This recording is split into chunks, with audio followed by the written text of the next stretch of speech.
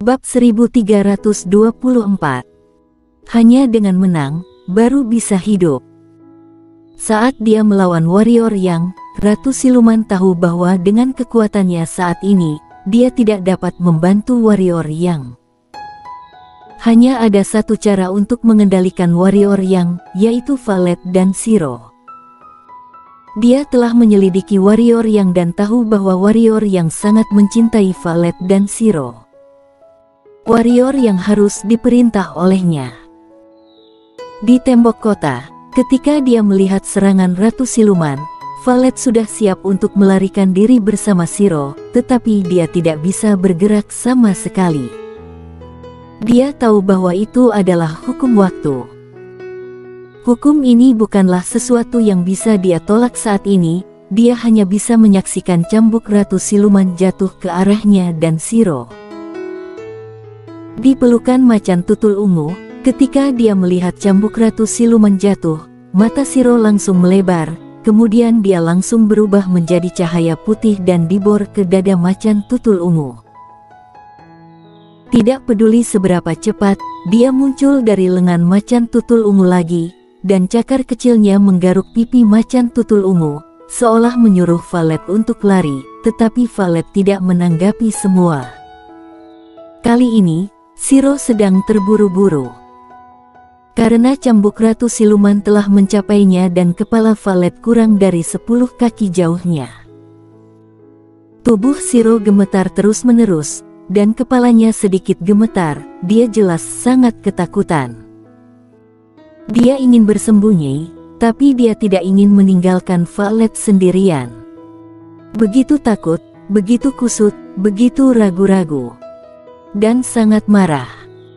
Segera, cambuk itu mencapai kepala Valet, yang berjarak kurang dari beberapa meter. Kekuatan kuat yang terkandung dalam cambuk itu secara langsung menyebabkan tembok kota-kota kiamat retak. Targetnya, wajah Valet menjadi pucat saat ini. Pada saat ini, Shiro tiba-tiba mengangkat kepalanya untuk melihat Ratu Siluman. Pada saat ini, semua bulu di tubuhnya berdiri, karena takut, tetapi juga karena marah.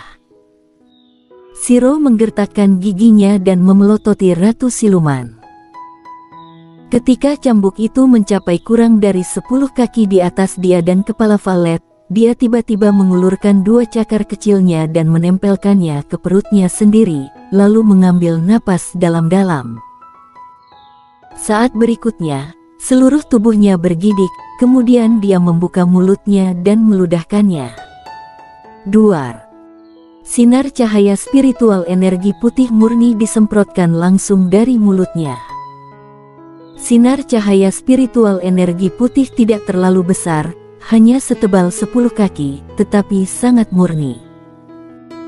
Itu telah sepenuhnya terwujud, dan dapat dikatakan bahwa itu tidak berlebihan untuk mengatakan bahwa itu adalah balok tiang. Setelah pancaran cahaya spiritual energi keluar dari mulut Shiro, ia melesat lurus ke langit dan mengenai cambuk Ratu Siluman. Ratu Siluman tidak menyangka Shiro melakukan hal seperti itu secara tiba-tiba, jadi dia lengah dan langsung terkena pancaran cahaya spiritual energi ini. Duar. Dengan suara ledakan, Ratu Siluman langsung terguncang hingga 100 meter. Melihat Ratu Siluman didorong kembali olehnya, Shiro mengerjap, lalu kepalanya bergoyang sebentar, cakar kecil itu menekan perutnya lagi, dan tak lama kemudian mulutnya melotot. Di kejauhan, Ratu Siluman melihat cambuk di tangannya, dan kemudian pada Shiro, matanya penuh ketidakpercayaan, bagaimana mungkin? Kamu mengabaikan hukum waktu. Boom. Pada saat ini, Shiro memuntahkan sinar cahaya spiritual energi lain, tetapi kali ini, begitu dia memuntahkan energi spiritualnya, dia langsung dihancurkan oleh cambuk Ratu Siluman. Kemudian, kecepatan cambuk itu tidak berkurang, dan cambuk itu jatuh ke arahnya dan Valet. Melihat pemandangan ini, Shiro mengerjap, lalu menutup matanya dengan kedua tangannya sekaligus. Tepat saat cambuk hendak mendarat di kepala Valet dan Shiro, cahaya pedang tiba-tiba menerobos udara dan mengenai cambuk itu seketika. Duar. Cambuk tipis alam kehampaan langsung hancur berkeping-keping, dan kekuatan yang kuat juga akan membuat Ratu Siluman mundur dengan keras ke depan dan ke belakang, jaraknya hampir 100 kaki. Melihat warrior yang muncul, ekspresi Ratu Siluman menjadi gelap. Di kejauhan, warrior yang memandang Shiro, yang menutupi matanya dan terus-menerus gemetar. Dia merasakan sakit yang tak dapat dijelaskan di hatinya. Dia dengan lembut mengusap kepala Shiro dan berkata dengan lembut, "Tidak apa-apa. Tidak apa-apa, jangan takut, tidak apa-apa sekarang." Mendengar kata-kata warrior yang, Shiro memindahkan cakarnya, menatap warrior yang, dan ketika dia melihat warrior yang, dia langsung menerkam lengan warrior yang, air mata terus mengalir seperti ledakan tanggul. Dalam waktu kurang dari satu tarikan napas, seluruh tubuh warrior yang terbungkus lapisan kabut putih, yang secara alami adalah air mata Shiro. Warrior yang mengusap kepala kecil Shiro, lalu menatap Valet dan yang lainnya di samping. Pada saat ini, di bawah penindasan domain pedangnya, hukum waktu telah benar-benar menghilang, sehingga kerumunan di atas tembok kota telah kembali normal. "Hati-hati," ucap Valet lembut. Warrior yang mengangguk, lalu bersiap menyerahkan Shiro kepada Valet, tapi Shiro memeluknya erat-erat dan tidak mau melepaskannya. Warrior yang tersenyum dan berkata, "Shiro, lepaskan, aku akan pergi dan membalaskan dendammu, oke?"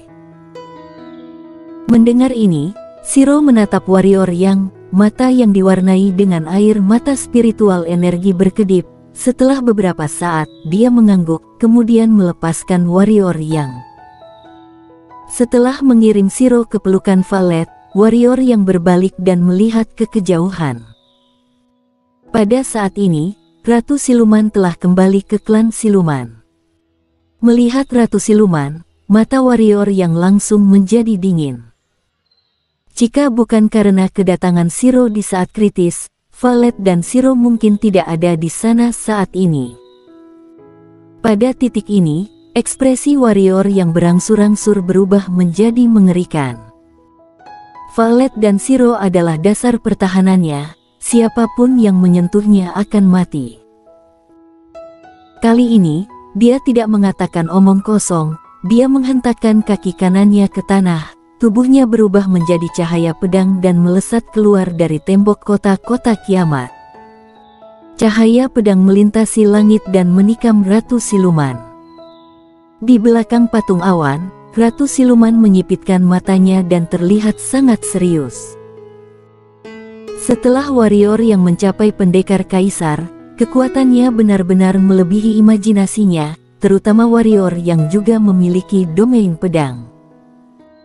Dengan domain pedang warrior yang, hukum waktu miliknya sama sekali tidak berguna. Dia tidak berani ceroboh, juga tidak dapat melarikan diri, hanya dapat memilih untuk bertarung. Karena jika dia melarikan diri atau menghindari pertempuran, moral klan Siluman pasti akan turun. Duar. Aura menakutkan tiba-tiba menyembur dari tubuh Ratu Siluman.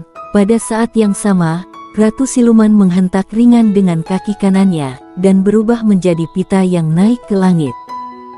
Cahaya pedang langsung terbentur. Boom. Begitu keduanya bersentuhan, ruang langit bergetar hebat, dan raungan memekakkan telinga bergema di langit.